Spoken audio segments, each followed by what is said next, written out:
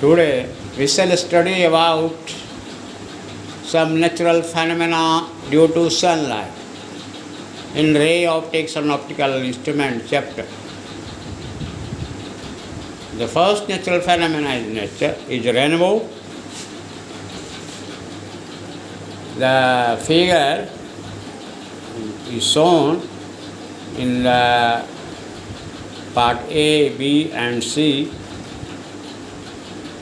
The figure A is the sun rays incident on water drop get refracted twice and reflected internally by a drop. A. Figure B, in large view,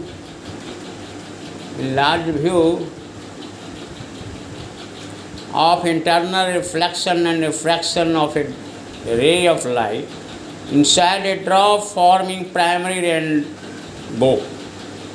See, secondary rainbow is formed by rays undergoing internal reflection twice inside the drop. Now, explanation. The rainbow is an example of the dispersion of sunlight by the water drops in the atmosphere. This is a phenomena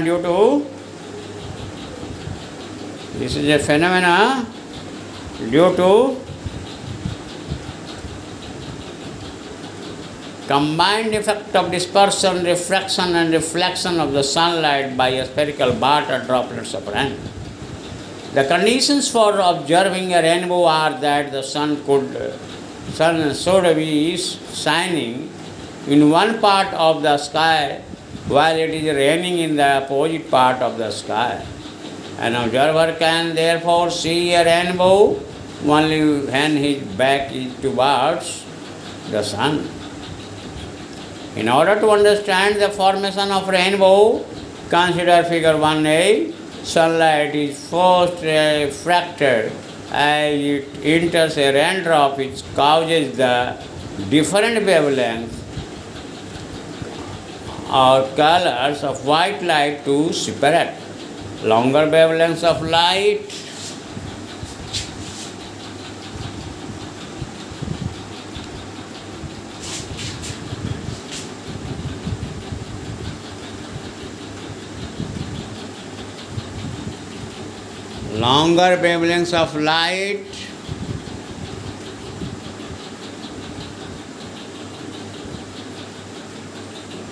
or red are bent the least, while the shorter wavelengths, violet, are bent the most. Next, these component rays strike the inner surface of the water drop and get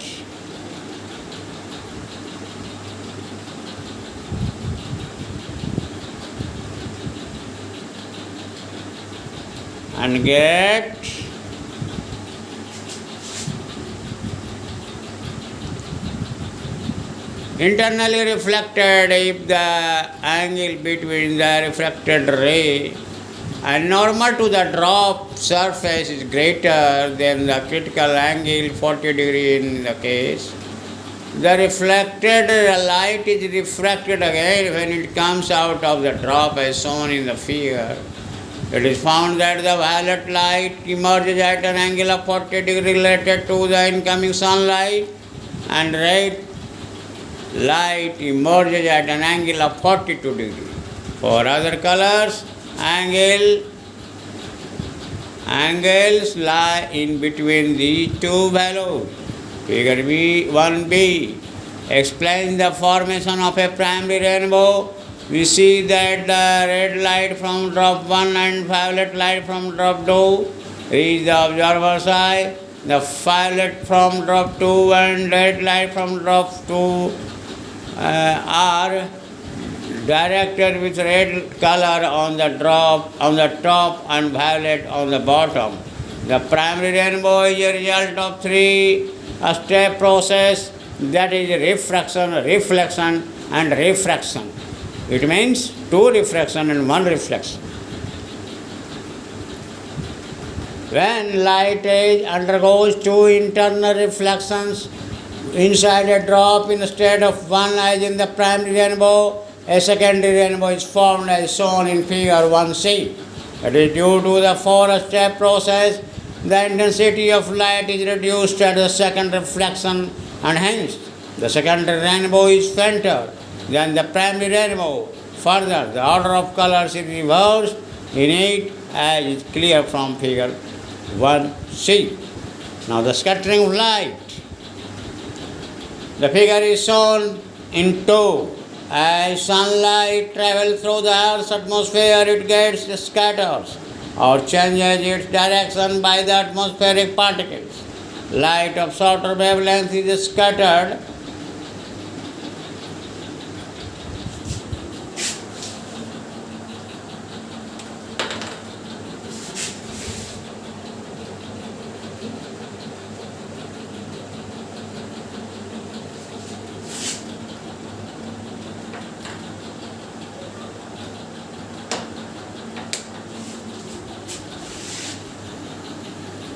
Light of shorter wavelength is scattered much more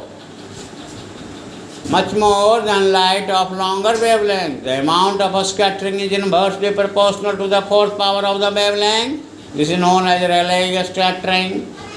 And the bluish color predominates in a clear sky, since blue has a shorter wavelength than red, and it is clear sky.